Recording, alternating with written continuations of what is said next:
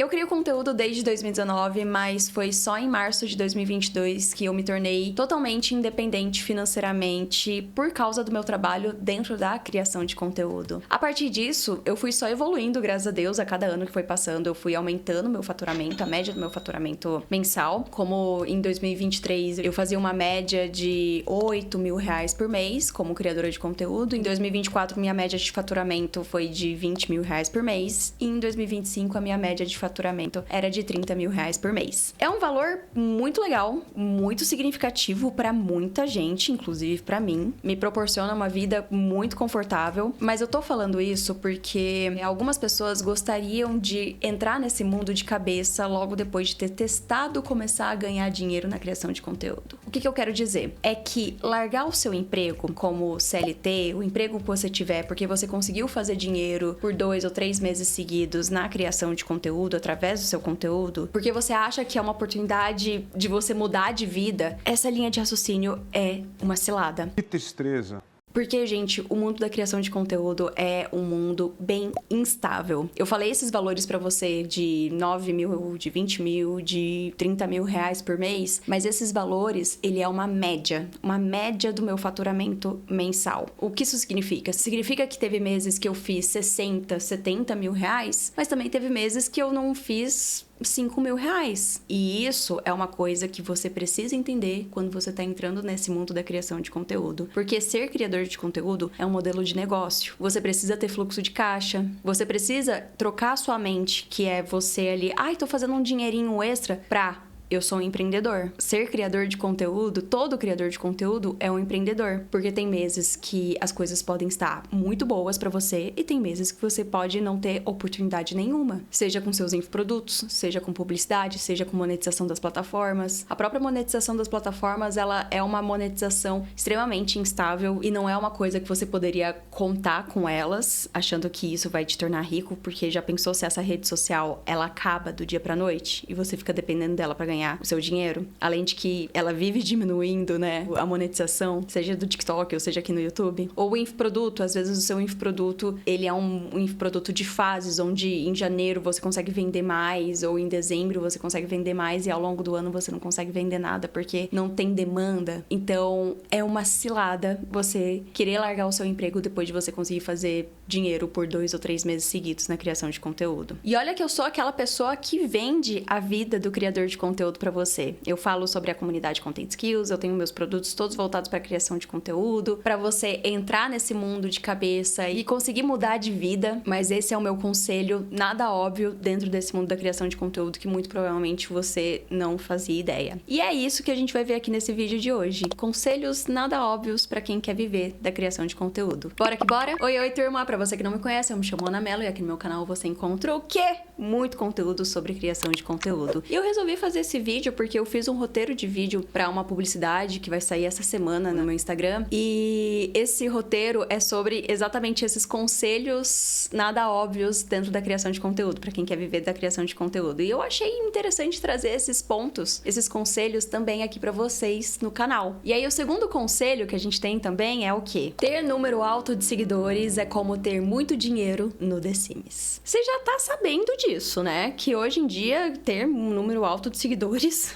pulhufas, não significa absolutamente nada. O que significa hoje é se você tem uma taxa de engajamento boa, se você tem uma comunidade bem construída, se as pessoas sentem a sua falta, se as pessoas consomem você, se você sabe do motivo pelo qual as pessoas querem consumir você. Isso, gente, é muito mais poderoso do que números muito altos. Claro que existe também a possibilidade de você trabalhar com criação de conteúdo, onde o seu modelo de negócio é o tamanho do seu alcance pelo número de seguidores. Se você tem 1 milhão, 2, 3, se você é um mega influenciador, é um super modelo de negócio porque as marcas ainda querem esses influenciadores que têm milhões de seguidores. Então sim, dá pra fazer isso. Só que vamos trabalhar com realidades, vamos trabalhar com o fato de que, primeiro, Existem muitos influenciadores com milhões de seguidores. Você tem que se diferenciar muito deles pra uma marca querer você pra fazer uma publi pra ela do que o outro criador de conteúdo que já está fazendo publi há anos, como por exemplo Lara Santana, Mari Krieger, Diego Cruz, Lucas Rangel. Esse pessoal, gente, eles já estão consolidados e eles dão alcance. Nós, meros mortais, que vivemos da criação de conteúdo e não somos grande desse jeito, as marcas entram em contato com a gente não em busca do alcance. Claro, o alcance que elas vão ter com a gente sempre é muito importante, mas o fato de a gente ter uma patota ali, uma galerinha que quer consumir a gente e que a gente tem total clareza de quem que é essa galera e a marca também tem essa clareza de quem que é essa galera, isso pode ser muito importante pra ela. Tanto que o tanto de influenciadora que tem daily, e daily às vezes até privado, fechado no Instagram, e às vezes é um daily que tem ali 1.400 seguidores, tem 600 seguidores, a marca quer fechar com aquela influenciadora que tem esse daily pra essas pessoas que estão ali, que são poucas pessoas, mas são as pessoas certas, as pessoas que vão ser atingidas por aquele conteúdo daily daquela pessoa. Gente, número de seguidores hoje não significa nada. É como ter dinheiro no The Sims.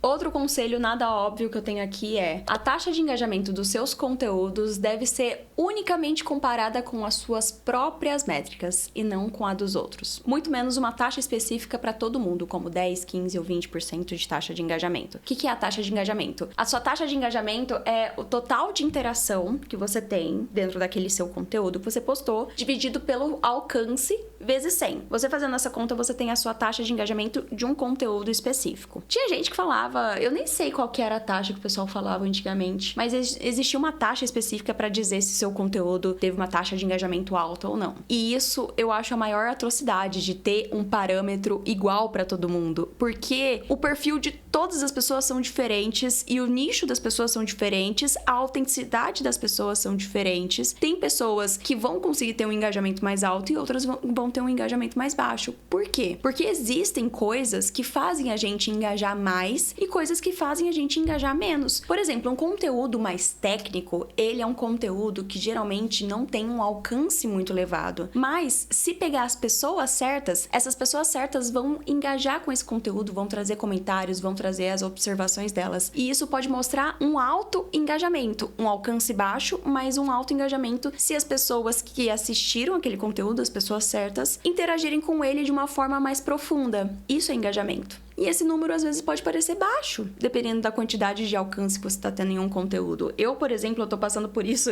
ultimamente, em que os meus conteúdos, geralmente, ele tem uma taxa de engajamento bem alta, mas um alcance bem baixo. Pra mim isso é incrível, maravilhoso, porque isso mostra na prática que eu realmente ensino pra você e falo pra você aqui no meu canal e nos meus conteúdos lá no Instagram que construção de comunidade é uma das coisas mais importantes que você vai fazer na sua criação de conteúdo, como criador de conteúdo, e engajamento é tudo. Se as pessoas estão interagindo com você, estão publicando comentários longos dentro dos seus conteúdos, trazendo o ponto de vista dela, você tá fazendo as pessoas pensarem, o que é ótimo nesse momento que a gente tá vivendo, e tá construindo uma comunidade. Então eu não ligo de ter o alcance baixo, desde que eu consiga atingir as pessoas certas e as pessoas certas estejam interagindo comigo. Só que agora, eu fiquei doente esses dias, inclusive tô atrasada nos vídeos aqui no canal. Eu tô um pouquinho rouca também, então peço desculpas, mas eu resolvi entrar nas trends, né, no Instagram, só pra me divertir, já que eu não tava conseguindo criar conteúdo nesses últimos dias. E a minha taxa de engajamento nesses conteúdos que são trends, elas estão muito baixas, mas meu alcance está muito alto. Então você ficar fazendo vídeo curto pra ter alcance, isso não significa que você esteja criando engajamento. Por isso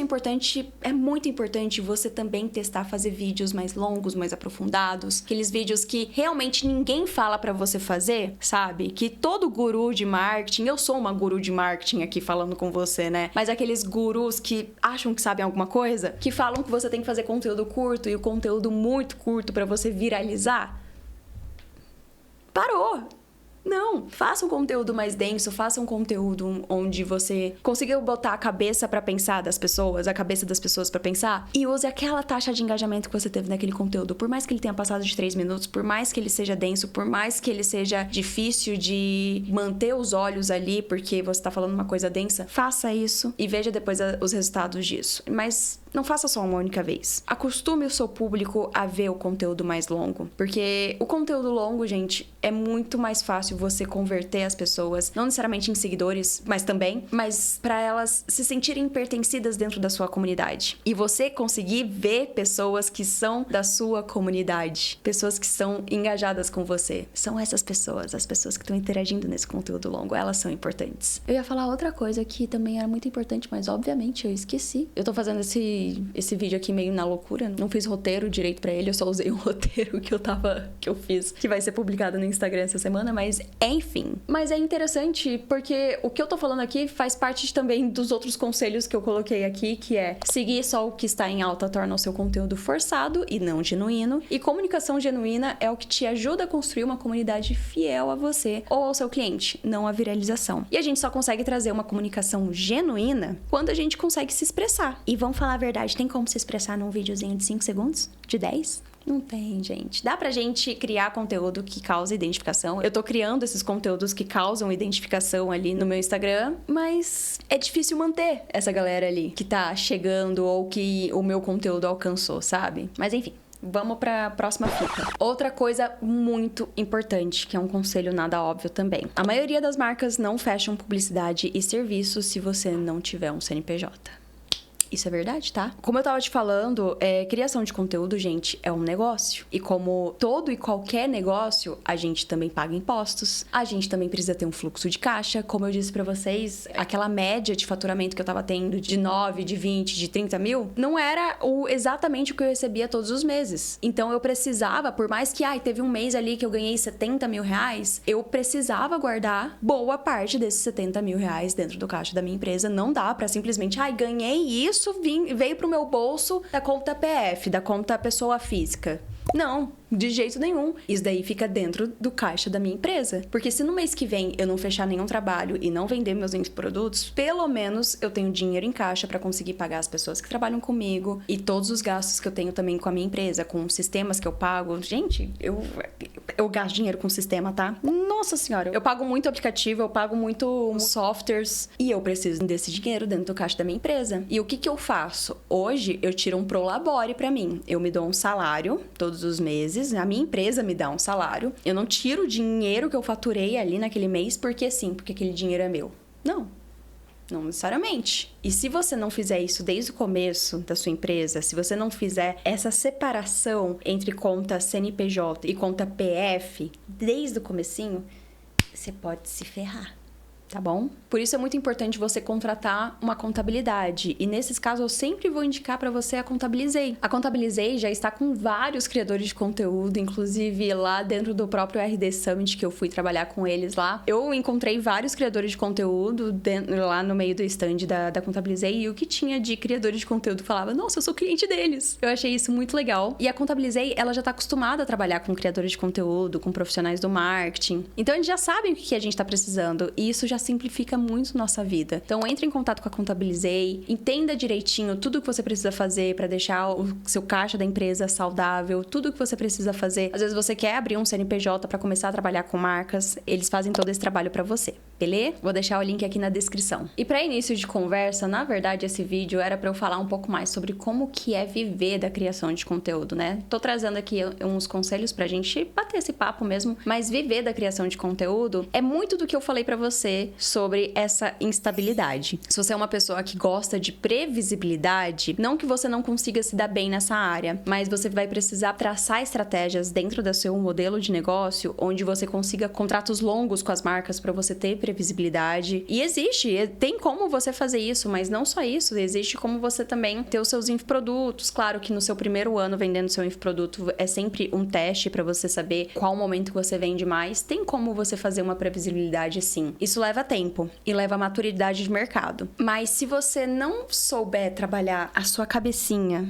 em tudo isso, com o dinheiro, com a instabilidade de trabalhos, com as instabilidades de números nas suas métricas, com tudo que você faz, vai ser uma área complicada para você. Eu acredito que todo criador de conteúdo faz terapia. E se não faz, deveria fazer. A coisa que eu mais falo dentro da terapia com a minha psicóloga é sempre sobre a minha rotina de trabalho. Eu tô sempre em fases. Existem fases que eu tô conseguindo fazer as coisas acontecerem. Existem fases que eu tô conseguindo manter uma rotina. E existem fases que eu tô me sentindo extremamente sobrecarregada. E eu tento lidar com isso desde 2019. Não é fácil, viu? Claro que eu já aprendi a fazer várias coisas dentro da minha rotina, já sei lidar com vários sentimentos quando eu percebo que eu estou sentindo eles, mas é um processo longo para você entender todas as suas nuances como criador de conteúdo, tudo que você passa dentro da sua cabeça ali, para você aguentar trabalhar com isso. Claro que é uma área com muitos privilégios, eu trabalho da minha casa na hora que eu quero, mas é muita pressão na cabeça também, porque a gente tá sempre trabalhando com ego, com números, e a gente precisa sempre estar lidando com isso. E eu digo isso até pela minha experiência que eu estou passando essa semana. Quem me acompanha nas lives que eu faço aqui no canal e em alguns conteúdos também, alguns dos últimos vídeos que eu fiz aqui no YouTube, eu falei sobre a minha meta de fazer 12 semanas de 2 vídeos por semana aqui no YouTube, sem deixar cair esse pratinho. Cheguei na 5ª semana e deixei cair o pratinho. Se fosse 3 anos atrás, eu estaria chorando horrores, eu estaria muito mal. Eu não saberia lidar com isso como eu sei hoje. Hoje, não que eu não fique mal, não que eu não me cobre por ter deixado esse pratinho cair, mas hoje eu entendo que tá tudo bem eu deixar cair, porque eu fiquei doente, eu tava com outras demandas, tinha muitas outras coisas pra fazer, que eu acabei acumulando justamente pra conseguir manter esse pratinho aqui no YouTube. E isso faz parte da vida do criador de conteúdo. É muito gostoso quando a gente consegue criar uma rotina bonitinha do que a gente tá fazendo, mas é impossível não deixar o pratinho cair de vez em quando. E aí, se você aprende a lidar com isso, sabendo que, Ana, tá tudo bem, você só trabalha com criação de conteúdo, ninguém vai morrer, não é um trabalho de vida ou morte, você não mexe com a saúde de ninguém, isso ameniza.